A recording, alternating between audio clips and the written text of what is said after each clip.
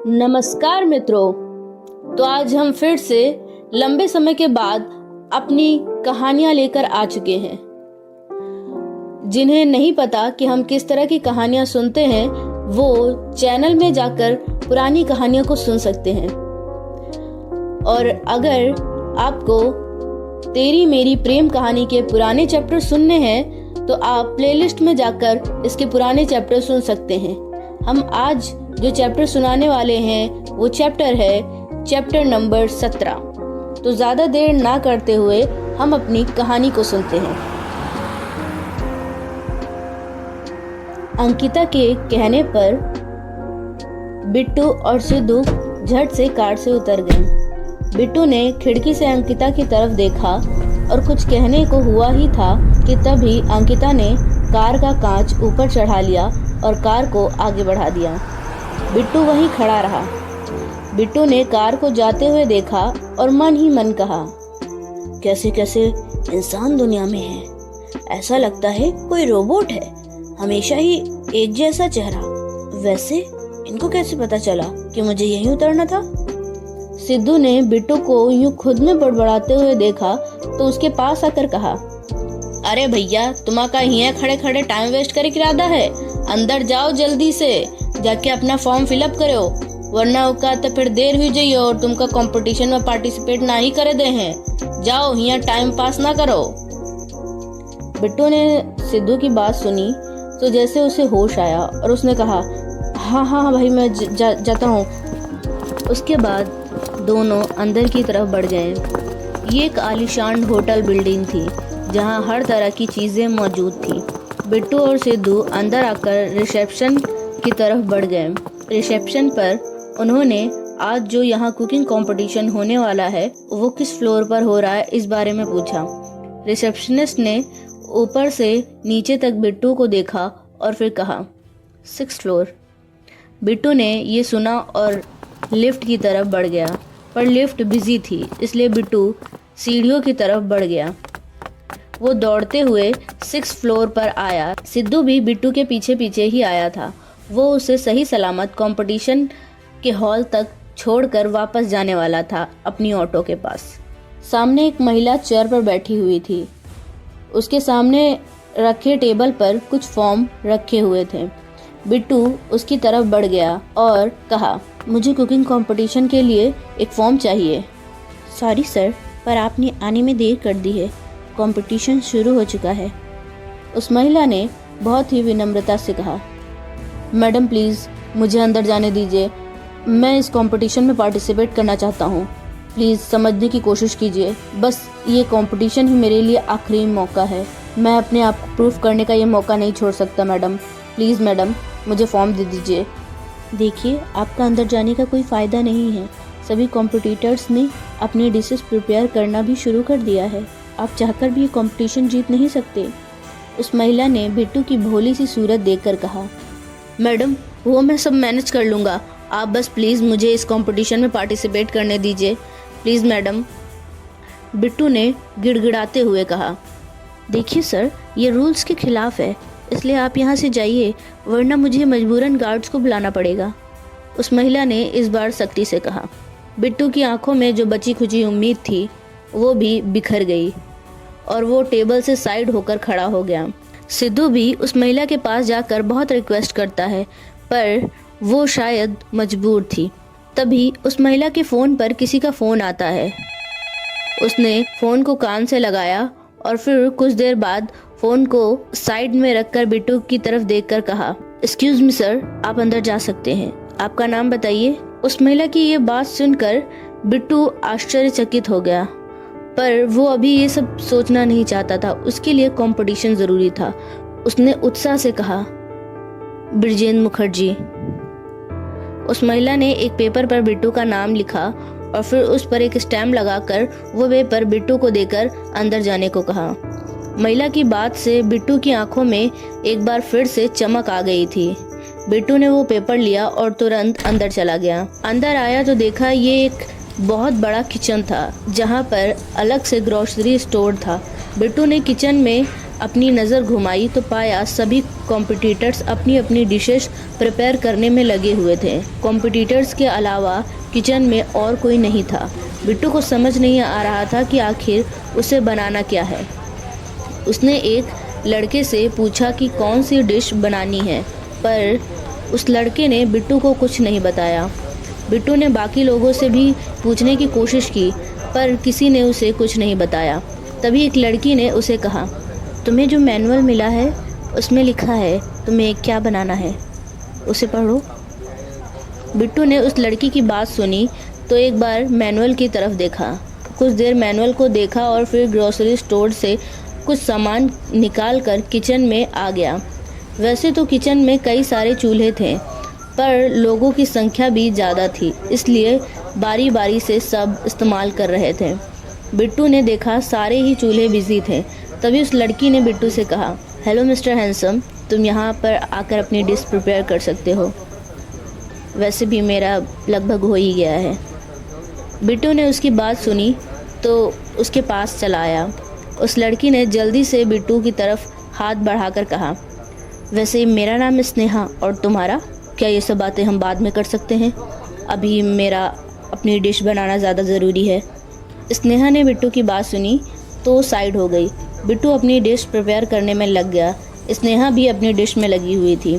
करीब आधे घंटे बाद किचन में एक हॉर्न की आवाज़ सुनाई दी, साथ ही एक अनाउंसमेंट भी, अब कोई भी अपनी डिश को हाथ नहीं लगाएगा वरना वो डिस्क्वालीफाई हो जाएगा।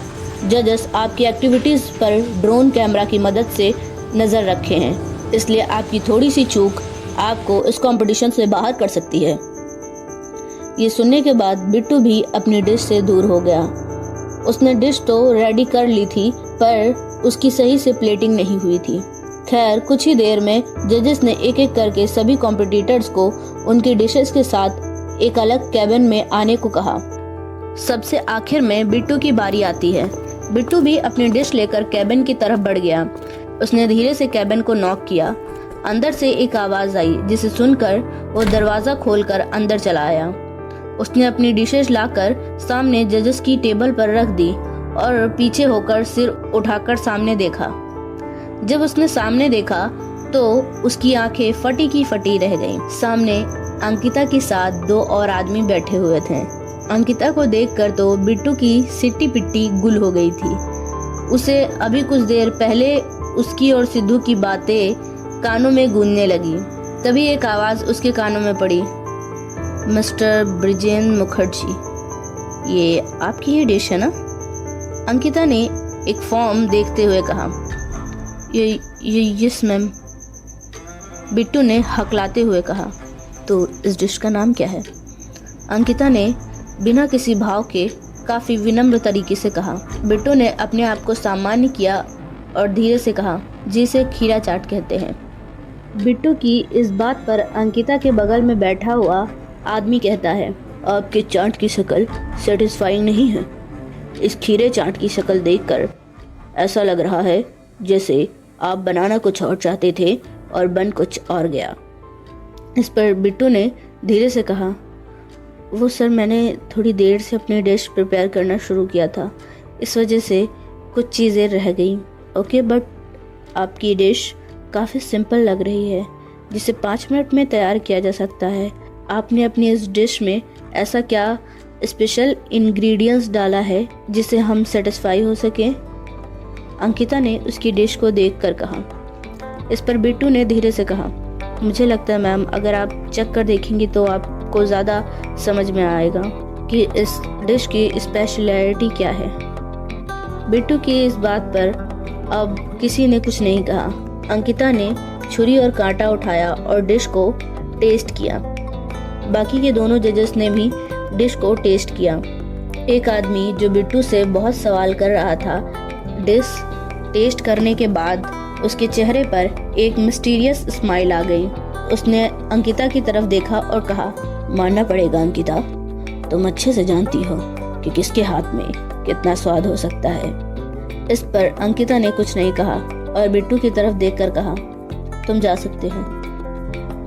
अंकिता ने बिट्टू की बात सुनी, फिर तीनों जजेस की तरफ देखा उसे समझ नहीं आ रहा था कि आखिर अंकिता के बगल में बैठे आदमी कहना क्या चाहते थे। अंकिता ने देखा बिट्टू अब भी वैसे ही खड़ा है तो उसने कहा, मिस्टर विजेंद्र, अब आप जा सकते हैं। कुछ देर में अगले राउंड में सेलेक्ट होने वाले लोगों का नाम बताया जाएगा। कुछ देर बाद एक महिला जजेस के कैबिन से बाहर आई। उसके हाथ में एक पेपर था। सभी प्रतियोगी होटल के एक हॉल में थे। वह महिला हॉल में आई और सभी की तरफ देखते हुए बोली, हेलो एवरीवन, मेरे पास अगले राउंड में सेलेक्ट होने वाले कैंडिडेट्स के नाम आ चुके हैं। मैं जिनका नाम लूंगी वे इस साइड में आकर खड़े हो जाएं। यह कहकर उसने एक एक करके सभी लोगों के नाम लेना शुरू किए। स्नेहा का भी नाम लिया गया। स्नेहा अपना नाम सुनकर खुशी से उछल पड़ी। उसने एक बार बिट्टू की तरफ देखा। वह चाहती थी कि बिट्टू का नाम भी लिया जाए। सभी के नाम लेने के बाद उसने कहा, बाकी सभी यहाँ से जा सकते हैं। यह सुनकर बिट्टू का चेहरा निराशा से झुक गया। स्नेहा ने बिट्टू का निराश चेहरा देखा तो उसे बिट्टू पर तरस आ गया। उसने महिला से कहा, मैम, सभी के नाम हो गए? हाँ, जिन्हें अगले राउंड के लिए सेलेक्ट किया गया है उन सभी के नाम मैंने ले लिए हैं। मुझे बस इतने ही लोगों के फॉर्म दिए गए थे। यह सुनकर स्नेहा ने बिट्टू की तरफ देखा। बिट्टू की भी नजरें स्नेहा पर पड़ी। उसने आंखों ही आंखों में उसकी मदद के लिए उसे धन्यवाद कहा और जाने लगा। तभी एक लड़का दौड़कर हॉल में आता है और उस महिला को एक फॉर्म देकर कुछ कहता है और फिर वहां से चला आता है। उस लड़के के जाने के बाद महिला ने सभी की तरफ देखकर फिर से कहा, एक मिनट रुक जाइए, एक और कैंडिडेट को अगले राउंड में सेलेक्ट किया गया है। ये सुनकर बिट्टू के कदम जो बाहर की तरफ जा रहे थे वो रुक गए। उसका मन कह रहा था कि उसका नाम नहीं होगा, क्योंकि उसने यहाँ आते समय अंकिता से झूठ बोला था, जिसे अंकिता ने पकड़ भी लिया। और फिर उसने कार में जजेस का कितना मजाक उड़ाया था। यह सब होने के बाद भी भला अंकिता उसे क्यों अगले राउंड के लिए सेलेक्ट करेगी। वह यही सब सोच रहा था कि तभी उस महिला ने कहा, जिस व्यक्ति को अगले राउंड के लिए सिलेक्ट किया गया है उसका नाम है ब्रिजेन मुखर्जी। बिट्टू ने अपना नाम सुना तो कुछ देर उसे समझ ही नहीं आया कि ब्रिजेन मुखर्जी उसका नाम है या किसी और का। पर जैसे ही उसे समझ आया वह उछल पड़ा। वह महिला के पास आया और कहा, आपने मेरा नाम लिया ना? मैं अगले राउंड के लिए सेलेक्ट हूँ ना? बिट्टू की आवाज में खुशी और उत्साह बहुत ही झलक रहा था। महिला ने बिट्टू की बात सुनकर पूछा, आपका ही नाम ब्रिजेन मुखर्जी है क्या? हाँ, मेरा ही नाम ब्रिजेन मुखर्जी है, बिट्टू ने जल्दी से कहा। तो मैंने अभी आपका ही नाम लिया है, महिला ने कहा और फिर फोन पर किसी से बात करने लगी। बिट्टू अपनी खुशी सिद्धू के साथ बांटना चाहता था पर वह यहाँ नहीं था। तभी स्नेहा उसके पास आकर कहती है, तो आपका नाम ब्रिजेंद्र है, नाइस नेम। वैसे मुझे पता था आप जरूर अगले राउंड के लिए सेलेक्ट हो जाएंगे। थैंक यू, बिट्टू ने हल्के से मुस्कुरा कर कहा। उसे समझ नहीं आ रहा था कि वो क्या कहे। स्नेहा बिट्टू से कुछ और कहना चाहती थी कि तभी कंपटीशन की इंचार्ज ने सभी की तरफ देखकर कहा, इसका अगला राउंड कल 11 बजे सुरगना में होगा। आप सभी लोग टाइम से पहुंच जाइएगा।